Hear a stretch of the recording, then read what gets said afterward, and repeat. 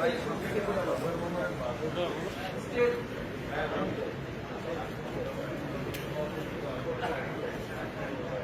যে বিষয়গুলো আছে ইতিমধ্যে আমরা বেশ কয়েকটি বিষয়ে যেগুলো মৌলিক বিষয় নিঃসন্দেহ সেগুলো এবং তার পাশাপাশি সেগুলোকে আমরা একত্রিত করেছি। কিছু বিষয় আমরা খুব কাছাকাছি অবস্থানে আছি। আজকে আমরা যে সমস্ত বিষয়গুলো আলোচনা করব তার মধ্যে দুটো বিষয় আসলে আমাদের গত কয়েকদিনের আলোচনায় আমরা যথেষ্ট পরিমাণ কাছাকাছি অবস্থানে আছি। সেদিক থেকে আমরা বিবেচনা করছি যে আজকে বিচারপতি প্রধান বিচারপতি এবং জরুরি অবস্থা বিষয়ক আলোচনাটায় একটা সমাপ্তি হতে পারে। আমাদের পক্ষ থেকে